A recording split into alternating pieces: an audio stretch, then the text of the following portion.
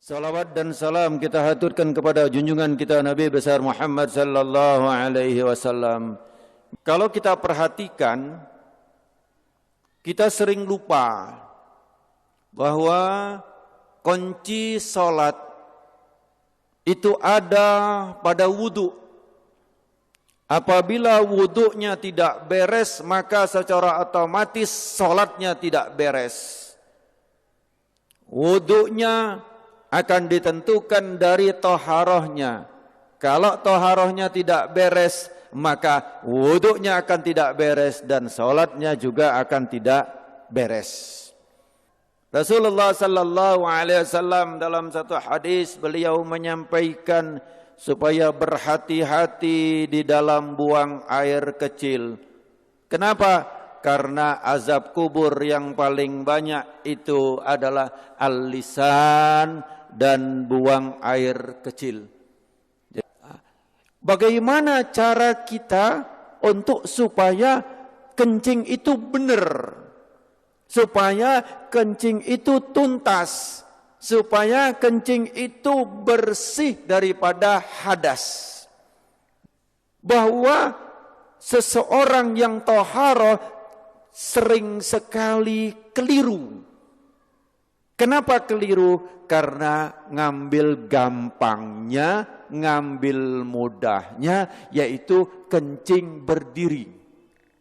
Bapak-bapak sering kencing berdiri, tapi ibu-ibu kencingnya jongkok. Nah, pada kesempatan ini saya ingin menyampaikan bagaimana cara kencing yang benar, kemudian hubungannya dengan kesehatan.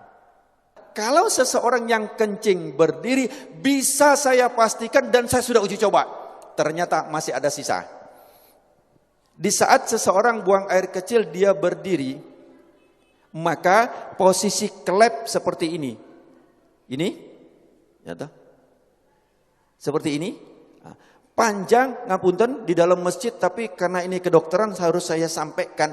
Untuk perempuan kantong kencing, terus kemudian ada namanya uretra, saluran yang keluar, itu panjangnya 1 sampai 3 cm untuk yang perempuan. Jadi sangat pendek. Tetapi kalau untuk yang laki antara 5 sampai 7 cm. Jadi panjangnya uretra,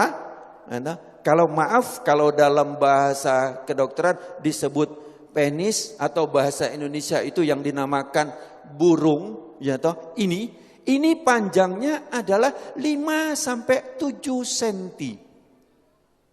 Nah, dari 5 sampai 7 cm itu klepnya ada di pangkal. Jadi bukan di ujung. Bukan di ujung daripada burung atau penis tadi, yang ini tadi bukan di ujung. Tetapi di pangkal. Jadi di kantong kencing, di pangkalnya itu inilah tempat kelep. Pernahkah kita bertafakur tentang kelep? Siapa yang membuka dan menutupnya? Hanya Allah Subhanahu wa taala yang memelihara kita. Kalau seandainya dibuka terus, Pak, celek, buka terus, gimana kira-kira kita? Ngompol semua, Pak. Atau sebaliknya, kalau seandainya nutup enggak buka, gimana kira-kira? Kita enggak karu-karuan, Pak. Enggak usah lama-lama, 1 hari saja nutup enggak karu-karuan. Bagaimana cara toharoh yang benar? Cara toharoh pertama, cara kencing yang benar adalah hendaklah jongkok. Siapa yang mengajarkan kencing berdiri? Itu adalah ibu-ibu. Kenapa? Kalau anak kecil, waktu kita masih kecil ya, kalau anak perempuan disuruh jongkok. Tapi kalau anak laki dipegang ketiaknya, atau bahasa Jawanya keleke, pegang, benar enggak Pak? Jelek begini kan, disuruh kencing berdiri. Bahkan kadang-kadang anak-anak kalau ada yang kencing jongkok dibilangi, oh kayak anak perempuan. Kencingnya kayak anak perempuan. Ini satu ajaran yang perlu kita luruskan. Perlu kita perbaiki bahwa kencing yang benar itu adalah jongkok. Apa hikmahnya? 1, nanti insya Allah saya akan kupas hikmah daripada kedokteran. Bagaimana cara jongkoknya? Yang pertama adalah seseorang kencing jongkok itu saya ngadep ke sana, ini posisi kaki belakang. Jadi maaf, bukan begini. Bukan kaki ini rata, tidak, bukan begini. Ini. Tapi adalah dengan cara, ini saya tunjukkan ke belakang, dengan cara kaki kiri di belakang, gini, kemudian ini, apa bahasa Indonesianya apa ini? Bokong atau pantat, ngapunten ya di masjid ya, tapi saya sampaikan nggak apa-apa ya. Ya, ini terus kemudian diletakkan di sini. Nanti saya ngadep ke sana yang ini. Ini jadi seperti ini. Monggo, kalau ada yang langsung praktek nggak apa-apa, karena belum tentu bisa. Ini. Terus kemudian saya ngadep ke sana. Kaki kanan berada di depan. Celak, ini tadi di belakang. Ini. Begini, kaki kanan di depan, kaki kiri di belakang, ini tidak boleh duduk gini. Jangan begini, ini najis semua. Jadi ini, monggo, latihan Pak, belum tentu bisa. Nanti ini berhubungan dengan toharo. Kalau kencingnya tidak beres, wuduknya pasti tidak beres. Kalau wuduknya tidak beres, sholatnya tidak beres. Nah, ini. Terus kemudian yang kedua, kalau posisi seperti ini, maaf, seperti ini, maka kelep tadi posisinya seperti ini. Dia juntit begini. Tek. Sehingga setelah ini habis, dari kantong kencing habis, maka dia masih ada sisa di sini. Masih ada sisa di sini, di saat nanti saya praktekkan. Kencing berdiri. Saya coba, kamar mandi, saya kencing berdiri. Banyak kan di tempat-tempat itu kan kencing berdiri yang dibuat kayak gini itu kan banyak Pak. Terus kemudian saya coba sampai habis.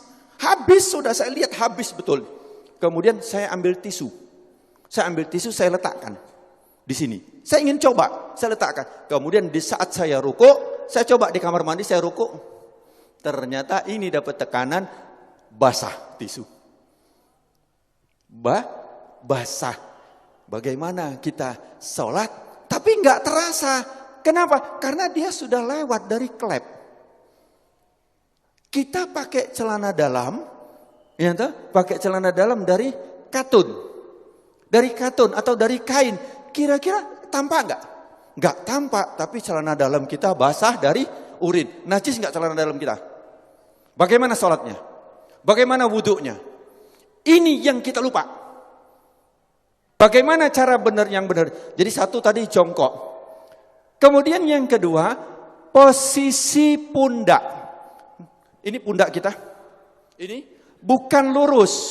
Kalau lurus dia masih segini, maka dijatuhkan. Ini dijatuhkan. Jadi ini seperti ini, bukan lurus begini. Bukan lurus. Tetapi ini jangan gini. Ini jangan. Nah, gini duduknya enak banget. Ini kemudian dijatuhkan. Nah, di saat dijatuhkan itu, maka posisi kelep tadi yang seperti ini, dia akan turun ke bawah. Dia akan turun, akan ngadep ke bawah. Sehingga dia akan keluar habis. Akan habis. Ini. Yang kedua adalah seperti ini. Ini enak banget. Setelah selesai habis, kencing, habis, terus kemudian kadang-kadang masih tersisa. Itu boleh digoyang. Tidak perlu berdiri, boleh digoyang. Enak digoyang. Karena posisi seperti ini tadi, apabila kita goyang, dia berubah. Dia akan keluar lagi. Jadi cukup ini saja. Plek, langsung dia keluar. 2-3 kali gak apa-apa. Insya Allah dia akan habis. Nah, setelah selesai seperti ini, yang kedua adalah hendaklah berdehem. Berdehem. Ini yang kedua yang diajarkan oleh Rasulullah sallallahu alaihi wasallam adalah berdehem. Bagaimana cara berdehem yang benar? Ini juga penting. Berdehem yang benar itu bukan bukan. Berdehem yang benar itu perlu belajar. Gimana cara berdehem yang benar? Adalah dengan cara tarik nafas. Di saat ini tarik nafas, di saat seseorang tarik nafas, ini paru-paru mengembang, set. Kemudian ini ada batas antara rongga dada sama rongga perut. Ini ada namanya diafragma. Diafragma itu pembatas. Di saat seseorang narik nafas, itu seperti mangkok atau piring atau cakram, di mana dia akan lurus. Jadi diafragma di saat kita narik nafas, naik ini, lurus. Terus kemudian di saat kita hentakkan, dia akan cas begini. Di saat begini dia akan menekan rongga perut, kemudian dia akan menekan daripada kantong kencing, sehingga yang ditekan adalah bus, bus, bus, dia akan keluar. Tetapi kalau lego dik kini belum, jadi tidak keluar, gampang ya, seolah-olah gampang. Saya belajar berdehem itu 15 hari. Yuk, bagaimana cara berdehem yang benar? Saya bertanya, 15 hari baru tahu dengan cara tarik nafas. Nah, bukan cara berdehem kayak orang mau lewat ada sandalnya. Bukan. Jadi caranya adalah tarik nafas. Nah, itu harus latihan sebanyak 3 kali. Begitu juga ibu-ibu. Ibu-ibu pun juga berdehem. Ini jarang kita dapatkan untuk berdehem ini, Pak. Ya, yang ketiga adalah dengan cara diurut. Untuk yang perempuan itu adalah ditekan dengan menggunakan tangan kiri, ditekan di atas ini. Nanti kapan-kapan kalau ada pengajian khusus ibu-ibu, nanti akan saya jelaskan bagaimana cara menekan daripada kantong kencing dari atas. Plek, ditekan, dia akan keluar. Kalau untuk yang laki-laki, itu adalah dengan cara mengurutnya. Bagaimana cara mengurutnya? Adalah dengan menggunakan tangan kiri, bukan tangan kanan. Kemudian dengan tangan kiri itu cara mengurutnya bukan dilingkarkan. Nah, sebelum saya menceritakan tentang bagaimana cara ngurut, biasanya kadang-kadang ngapunten ini disentik. Benar, ini disentik, benar. Saya pengajian di mana-mana itu ternyata dokter itu harus disentik dokter. Nah kalau disentik seperti ini tujuannya betul supaya tuntas, betul supaya tuntas. Tapi caranya yang salah. Kenapa? Di saat begini maka dia akan ke paha sini dan ke paha sini. Celetik, celetik. Dan tidak terasa. Kenapa? Karena kita sudah biasa pakai celana sehingga tingkat kepekaan daripada ini sudah sangat sedikit, sensitifnya sangat sedikit sehingga tidak terasa kalau kena hanya percikan 1 atau setengah tetes ke sini dan ke sini. Kemudian kita pun wudhu, kemudian sholat. Bagaimana badannya? Najis. Bagaimana celananya? Najis. Kita seolah-olah selesai, belum. Kemudian yang ketiga adalah dengan cara ditekan. Bagaimana caranya? Bukan dilingkarkan. Jadi bukan dilingkarkan seperti ini, melingkar, bukan. Bukan juga kalau ini jam, lingkar 12, 3, 6, 9. Ya. Bukan jam 3, jam 9, bukan begini. Bukan seperti ini. Tetapi adalah jam 12, jam 6. Jam 12 itu adalah jempol untuk sebagai penahan, penopang. Kemudian yang jari kelingking. Jari apa ini? Kelingking ya, bahasa Indonesia kelingking ya. Jari kelingking ini adalah untuk ditarik ke depan. 1 kali, 2 kali, 3 kali. Dilakukan seperti itu. Kalau untuk yang perempuan dengan cara ditekan. Nanti tempat mana yang ditekan itu khusus untuk ibu-ibu. Ya, bagaimana nanti cara menekan untuk membuang air kecil. Bapak rahimakumullah. Saya ambil satu kesimpulan. Yang pertama, kalau kencing berdiri sudah saya uji coba, sudah saya lakukan, ternyata tidak mungkin kencing berdiri begini. Itu satu, pasti begini. Ya, atau malah begini, maka semakin juntit daripada kelepnya tadi pasti ke atas. Yang kedua, sudah saya coba dengan cara kencing berdiri itu, kemudian dilakukan dengan waktu kita ruku, kita sholat, itu saya coba untuk di kamar mandi ruku, ternyata dia keluar dan saya sudah coba dengan tisu. Jadi bapak-bapak nanti celana dalamnya akan basah, ya toh, tapi nggak kelihatan karena daya serapnya cukup ini, itu kalau kencing berdiri itu akan keluar, tetapi tidak terasa. Kenapa? Karena sudah melalui klep. Kemudian yang ketiga adalah cara hitan yang benar, maka dia tidak ada sisa sama sekali di bawah ini. Kalau masih ada sisa di saat yang tetesan-tetesan yang terakhir, dia akan masuk. Dia akan masuk. Kemudian yang kedua adalah cara duduk yang benar. Cara jongkok yang benar adalah, saya ulangi, kaki kiri di belakang, kemudian ini diletakkan di sini dengan nyaman, dengan enak. Ini. Terus kemudian posisi yang kaki kanan adalah seperti ini, tapi ini jangan dijatuhkan. Sekali lagi, ini bukan dijatuhkan, tapi begini. Jangan bingung, biasa saja, plek, enak, plek, biasa saja. Terus kemudian yang kedua, kalau agak gemuk ini boleh dibuka. Boleh begini, kalau agak gemuk. Yang kedua adalah posisi pundak jangan lurus. Kalau lurus kantong kencing masih seperti ini. Dan posisi daripada klep seperti ini. Harus jong begini. Dengan begini maka posisinya akan ngadep ke bawah, klep akan ngadep ke bawah. Ini juga akan tekanan. Ini bisa dilihat, ini dia akan menekan sini, akan ngelipat. Set, dia akan masuk ke dalam.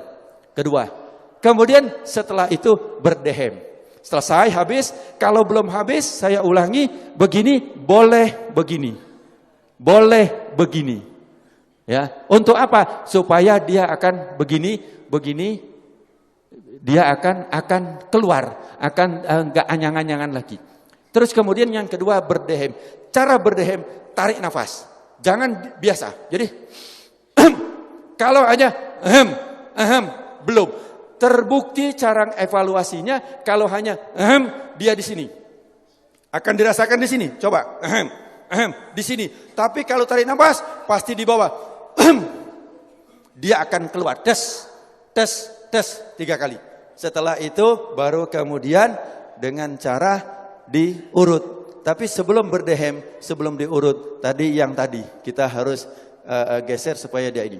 Bapak-bapak rahimakumullah, sebenarnya tentang toharo ini masih banyak yang harus kita kupas. Tapi ini saya himpun sebanyak mungkin. Hati-hatilah kita di dalam bertoharo ini, karena Rasulullah SAW sebagai penutup, Rasulullah pada satu hari itu berjalan, kemudian ada 2 kuburan. Satu kuburan ini kata Rasulullah sedang disiksa. Kenapa? Dia cara toharohnya atau cara kencingnya enggak beres. Tapi ingat bahwa kita dikondisikan supaya menjauh daripada ajaran Rasulullah sallallahu alaihi wasallam. Di sini saya dari medis, saya akan usahakan untuk bagaimana hikmahnya daripada apa yang diajarkan oleh Rasulullah. Bagaimana tidurnya Rasulullah, bagaimana makannya Rasulullah, bagaimana menguapnya Rasulullah, bagaimana wudhunya Rasulullah, bagaimana taharahnya Rasulullah. Itu bisa dikupas habis dengan tujuan kita kembali kepada apa yang diajarkan oleh Rasulullah sallallahu alaihi wasallam. Mudah-mudahan beberapa penyakit akan dihindarkan oleh Allah Subhanahu wa taala. Amin Allahumma amin. Al-Fatihah. Al-afu minkum. Assalamualaikum warahmatullahi wabarakatuh. Waalaikumsalam warahmatullahi wabarakatuh. Terima kasih kami